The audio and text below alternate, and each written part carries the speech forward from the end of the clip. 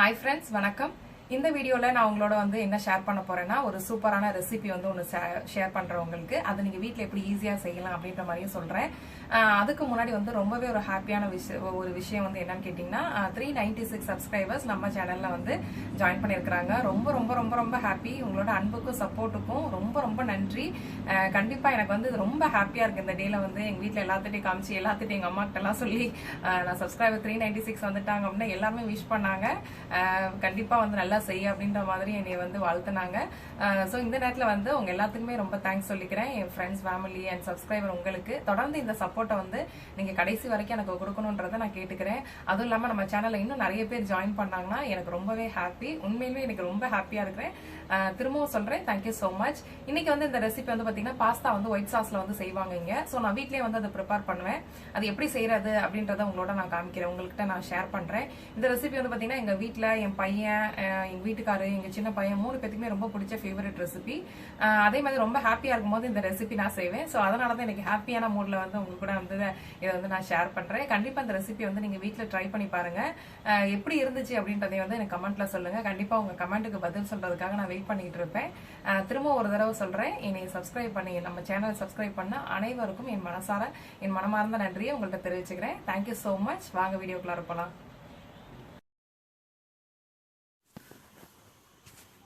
இது செய்யறதுக்கு என்னென்ன பொருள் தேவைன்றதை நான் எல்லாத்தையுமே முன்னாடியே கட் பண்ணி வச்சுட்டேன். பூண்டு ஒரு 5 பூண்டு, மீடியம் சைஸ்ல இருக்க பூண்டை நல்லா சீச்சி, இந்த கேரட்லாம் சீச்சுவோல அந்த மாதிரி சீச்சி வச்சிருக்கேன்.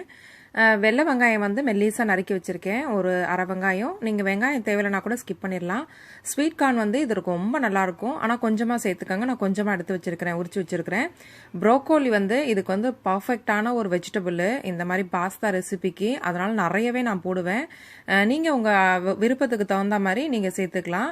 கேப்சிகம் அதே மாதிரி ரொம்ப நல்ல பர்ஃபெக்டா இருக்கும் இந்த ரெசிபிக்கு. அதனால கேப்சிகமும் எடுத்து வச்சிருக்கிறேன். அப்புறம் செலரி அந்த கிரீன் ஆனியன் கொஞ்சமா கட் பண்ணி வச்சிருக்கேன். பார்மேசான் சீஸ் இங்க ட்ரை சீஸ் அப்படின்னு கிடைக்கும். நிறைய வெரைட்டில இங்க சீஸ் கிடைக்கும். இது ட்ரையா இருக்கும், அதாவது தூளா இருக்கும். நம்ம டீ தூளா இருக்கலாம் அந்த மாதிரி இருக்கும். அந்த சீஸ் இதுக்கு ரொம்ப நல்லா இருக்கும். அப்புறம் நான் அந்த இட்டாலியன் சீசனிங் அது மாதிரி அதுவும் ஹோல் ஆரிகேனோ அதுவும் ரெண்டுமே எடுத்து வச்சிருக்கிறேன். பாஸ்தா இந்த சைஸ்ல நீங்க எடுத்துக்கலாம், இல்ல வேற எந்த சைஸ்ல எந்த டிசைன்ல இருக்கிற மாதிரி கூட நீங்க எடுத்துக்கலாம். பாஸ்தா எதுல கூட வேணாலும் நம்ம செய்யலாம். இது ரொம்ப நல்லா இருக்கும். இன்னைக்கு ஆர்கானிக் ஆலிவ் ஆயில் நான் யூஸ் பண்ண போறேன். ஆலிவ் ஆயில் யூஸ் பண்ணீங்கன்னா டேஸ்ட் ஃபிளேவர் இன்னும் ரொம்ப நல்லா இருக்கும். ஆக்சுவலா பாஸ்தா எல்லாத்துக்குமே ஆர்கானிக் இது ஆலிவ் ஆயில் யூஸ் பண்ணீங்கன்னா ரொம்பவே நல்லா இருக்கும். வெஜிடபிள் நீங்க இதுக்கு உங்களுக்கு என்ன வெஜிடபிள் வேணாலும் நம்ம போட்டுக்கலாம். ஆனா இந்த வெஜிடபிள்லாம் ரொம்ப பர்ஃபெக்டா சூட் ஆகும் இந்த ஒயிட் சாஸ் பாஸ்தாவுக்கு. நான் பாஸ்தாவை வேக வைக்கிறதுக்கு 3 கப் தண்ணி நல்ல அகலமான பாத்திரத்துல நல்லா கொதிக்க வச்சிருக்கேன். உப்பும் கொஞ்சமா எண்ணெயும், ஒரு 2 ஸ்பூன் எண்ணெயும் சேர்த்து நல்லா கொதிக்க வச்சிருக்கிறேன். நல்லா தண்ணி கொதிச்சதுக்கு அப்புறம் நம்ம அந்த பாஸ்தா அதுல சேர்த்து வேக வைக்க போறோம். அதுல பாஸ்தா சேர்த்து எனக்கு பாத்தீங்கன்னா நான் பாஸ்தாவை நல்லா குக் பண்ணி எடுத்துக்குவேன். சோ உங்களுக்கு அந்த என்ன டைம் கொடுத்துருக்காங்களோ அந்த மாதிரி நீங்க வேக வச்சு எடுத்துக்கோங்க. ஒரு பெரிய நல்ல அகலமான கடாயில நான் ஒரு 3 டேபிள் ஸ்பூன் ஆலிவ் ஆயில் ஊத்திருக்கிறேன். அதுல நான் எல்லா வெஜிடபிள், அந்த பூண்டு, வெங்காயம், செலரி எல்லாமே கட் பண்ணி வச்சிருந்தால அது எல்லாத்தையுமே அந்த பேன்ல அந்த எண்ணெயில சேர்த்துட்டேன் நான். ஏன்னா வெங்காயத்தை தனியா வதக்கணும், பூண்டை தனியா வதக்கணும், காயை தனியா வதக்கணும் அப்படின்ற அவசியம் கிடையாது. எல்லாத்தையும் ஒரே இதுல சேர்த்து நம்ம மொத்தமாவே வதக்கிக்கலாம். ஆக்சுவலா வதக்குறதுனா நல்லா நம்ம வேக வைக்கிறோம்ல அந்த மாதிரி கிடையாது, போட்டு வதக்கி காயெல்லாம் அந்த மாதிரி கிடையாது. இதுல காய் ஒரு 80% வெந்தா போதும். ப்ரோக்கோலி ரொம்ப கம்மியா வந்துச்சுனாலே சாப்பிட்றதுக்கு நல்லா கிரன்ச்சியா இருக்கும், சூப்பரா இருக்கும். மீடியம் ஃப்ளேம்ல வச்சு நான் ஒரு 6ல இருந்து 7 நிமிஷத்துக்கு நல்லா வதக்கிக்கிட்டே இருந்தேன், கைவிடாம. நீங்க நல்லா கையை விட்டு, அதாவது விட்டு விட்டு வதக்கணும்னா அது தீஞ்சு போயிடும். இப்போ நான் வதக்கி முடிச்சதுக்கு அப்புறம் 1 டேபிள் ஸ்பூன் ஹோல் அந்த ஸ்பைஸ் பவுடர் போட்டிருக்கிறேன். 1/2 டீஸ்பூன் ஹோல் ஆரிகேனோ போட்டிருக்கேன். அந்த இத்தாலியன் சீசனிங் ஆரிகேனோ பவுடரும் போட்டு அதை மீடியம் ஃப்ளேம்ல வச்சு நல்லா ஒரு 2 நிமிஷத்துக்கு ஃபுல்லா நல்லா எல்லாத்துலயும் மிக்ஸ் ஆகிற மாதிரி வதக்கிட்டேன். இப்போ இந்த அந்த ஒயிட் சாஸ்க்கு நான் என்ன பண்ணிருக்கேன்னா 2 டேபிள் ஸ்பூன் மைதா மாவுக்கு வந்து கொஞ்சமாக தண்ணி வந்து ஊற்றி நான் அந்த கெட்டி இல்லாமல் கலக்கிறதுக்காக கொஞ்சமாக தண்ணி ஊற்றி கலக்கி எடுத்துட்டேன். ஆனால் இதில் வந்து பார்த்திங்கன்னா நம்ம வந்து 300 ml தண்ணி வந்து நான் சேர்க்க போகிறேன். பாஸ்தா பாருங்கள் நல்லா வெந்துருச்சு. நான் வந்து நல்லா வேக வச்சு தான் எடுப்பேன் பாஸ்தாவை. அந்த பாக்கெட்டில் கொடுத்துருக்க இன்ஸ்ட்ரக்ஷன் படி வேக வைக்க மாட்டேன். ஏன்னா அது ரொம்ப சவுக்குன்னு ரொம்ப நேரம் கடிக்கிற மாதிரி இருக்கும். அதனால் ஃபுல்லாக வேக வச்சு எடுத்துக்கிறேன். இப்போ வந்து அந்த பாஸ்தாலாம் வந்து நான் என்ன பண்ணேன், தண்ணியெல்லாம் வடிகட்டிட்டு நான் அந்த காய் வதக்கிருக்கிறோம்ல அந்த பேனில் வந்து பாஸ்தாவெல்லாம் அதில் நான் சேர்த்துட்டேன். ஃபுல் பாஸ்தாவும் சேர்த்துட்டு அந்த மைதா மாவு வந்து தண்ணியில் கலக்கி வச்சுருந்தோம்ல அதையும் வந்து இதில் வந்து சேர்த்துட்டு மீடியம் ஃப்ளேமில் வச்சு நல்ல சிம்மில் வச்சுக்கோங்க. இல்லைனா வந்து அதை மைதாலாம் கெட்டியாக ஆரம்பிச்சிடும். ஸோ இன்னும் 300 ml நான் சேர்த்துட்டேன். அதில் தண்ணி சேர்த்து இந்த மலாயின்னு சொல்லி கிடைக்கும். மலாய் கிடைக்காதவங்க க்ரீம்னு சொல்லிட்டு கிடைக்கும், அதை கூட நம்ம சேர்த்துக்கலாம். அது வந்து நான் 2 டேபிள் ஸ்பூன் வந்து இதில் சேர்க்குறேன். இந்த க்ரீம் வந்து சேர்க்கனால நல்லா ரிச்சாக நல்லா சூப்பராக இருக்கும். இந்த டேஸ்ட் வந்து இன்னும் நல்லா ஃப்ளேவர் வந்து இன்னும் சூப்பராக இருக்கும். அதனால வந்து அது நான் 2 டேபிள் ஸ்பூன் சேர்த்துருக்கிறேன். நீங்கள் வந்து க்ரீம் சேர்த்துக்கலாம், இல்லை க்ரீம் சீஸ் அது கூட சேர்த்திங்கன்னா இன்னும் சூப்பராக இருக்கும். க்ரீம் சீஸ் சேர்த்து செஞ்சோன்னா எந்த சீஸ் கிடைக்குதோ அது எது வேணாலும் நீங்கள் சேர்த்துக்கலாம். சேர்த்துட்டு எல்லாத்தையும் மீடியம் ஃப்ளேம் வச்சு நல்லா ஒரு மிக்ஸ் பண்ணிடுங்க. அப்போ வந்து அந்த மைதாலாம் சேர்த்தோம்ல அது வந்து நல்லா கெட்டியாக ஆரம்பிச்சிடும். நான் வந்து மிளகுத்தூள் வந்து பார்த்தீங்கன்னா நல்லா என்ன சொல்கிறது, ஒரு 20-25 மிளகுத்தூளை வந்து நல்லா அந்த சப்பாத்தி கட்டை இருக்குல்ல அதில் வச்சு நசுக்கி அந்த மாதிரி தான் நான் சேர்ப்பேன். நீங்கள் வேணும்னா சேர்க்கலாம், அப்படி இல்லைன்னா ஸ்கிப் பண்ணிடலாம். பட் மிளகுத்தூள் சேர்த்திங்கன்னா ரொம்ப சூப்பராக இருக்கும்.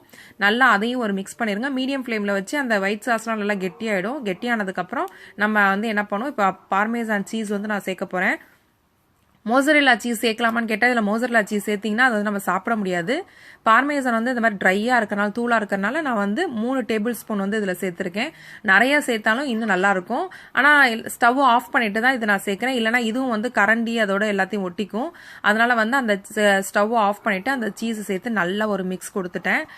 நல்லா மிக்ஸ் பண்ணிட்டிங்கன்னா எல்லா இடத்துலையும் நல்லா போகிற மாதிரி மிக்ஸ் பண்ணிட்டிங்கன்னா சூப்பராக இருக்கும். அதே மாதிரி உப்பு வந்து உங்களுக்கு தேவையான அளவு கரெக்டாக போட்டுக்கோங்க. ரொம்ப போட்டாலும் இதுக்கு நல்லா இருக்காது.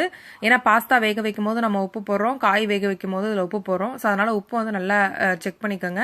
நல்லா ஒரு மிக்ஸ் பண்ணிட்டீங்கன்னா அவ்வளோதான், பாஸ்தா வந்து நல்லா சூப்பராக ரெடி ஆயிரும். குயிக்காகவும் செஞ்சுக்கலாம், நம்ம சீக்கிரமாகவும் செய்யலாம். ரொம்ப குழந்தைங்களுக்கு வந்து ரொம்ப பிடிச்ச ரெசிபி, எல்லா கிட்ஸும் கண்டிப்பாக விரும்பி சாப்பிடுவாங்க. அது இல்லாமல் பெரியவங்க நமக்குமே வந்து ரொம்ப பிடிச்ச ரெசிபி. இதில் வந்து இந்த ஊரில் பார்த்தீங்கன்னா சிக்கன் வந்து நல்லா மசாலாலாம் சேர்க்காம வெறும் பெப்பரும் மிளகுத்தூளும் ஜீரகத்தூள் கரம் மசாலா எண்ணெயில் போட்டு நல்லா வறுத்து, எண்ணெயில் போட்டுனா லைட்டாக அந்த ஃப்ரை பண்ணுறோம் அந்த மாதிரி வறுத்து இதில் சேர்ப்பாங்க. ரொம்பவே சூப்பராக இருக்கும். கண்டிப்பாக இந்த ரெசிபியை வந்து எல்லாருமே ட்ரை பண்ணி பார்த்துட்டு எப்படி இருக்குன்றதை வந்து சொல்லுங்கள். என் பையன் வந்து பார்த்தீங்கன்னா ரொம்ப ஃபேவரெட்டு, அவன் ரொம்ப விரும்பி சாப்பிடுவான். அவன் கையில் கொடுத்துட்டிங்கனாலே போதும் அவனே சாப்பிடுவான். எங்கேயும் கொட்டலாம் மாட்டான், சிந்தலாம் மாட்டான். அவனுக்கு ரொம்ப பிடிச்ச ரெசிபி இது. பாருங்க இவ்வளோ க்யூட்டாக சாப்பிட்றான். அவனும் அவங்க அண்ணனும் பார்த்தீங்கன்னா அது கொடுத்துட்டிங்கன்னா எந்த ஒரு சத்தமும் வராது, எந்த ஒரு சவுண்டும் வராது. அவங்க பாட்டுக்கு அழகாக உட்காந்து சாப்பிடுவாங்க, யாரையும் டிஸ்டர்ப் பண்ணாமல். தனியாக தட்டில் போட்டு கொடுத்துட்டாலே அவன் சாப்பிட்ருவான், இல்லை கிண்ணத்தில் போட்டு கொடுத்தாலும் கொட்டாமல் கொள்ளாமல் வெஜிடபிள்ஸ் எல்லாமே சாப்பிடுவான். ஸோ இதில் வந்து ப்ரோக்கோலி வந்து பார்த்தீங்கன்னா சூப்பரான வெஜிடபிள், செம்மையான வெஜிடபிள். கண்டிப்பாக நீங்கள் வந்து அது நிறையா சேர்த்திங்கன்னா ரொம்ப நல்லாயிருக்கும். அதுவும் வந்து முக்கால்வாசி வேக வைக்கனால நல்லா க்ரன்ச்சியாக இருக்கும். ரொம்ப வேக வைக்கணும்னு அவசியம் கிடையாது. கண்டிப்பாக இந்த வீடியோ வந்து உங்களுக்கு பிடிக்கும்னு நினைக்கிறேன். கண்டிப்பாக அதை ட்ரை பண்ணி பார்த்துட்டு எனக்கு எப்படி இருக்குன்றதை கமெண்ட் பாக்ஸில் சொல்லுங்கள். இந்த வீடியோ பார்த்த அனைவருக்கும் ரொம்ப ரொம்ப ரொம்ப ரொம்ப நன்றி. கண்டிப்பாக வேறு ஒரு வீடியோவில் நான் உங்களை மீட் பண்ணுறேன். தேங்க்ஸ் ஃபார் வாட்சிங்.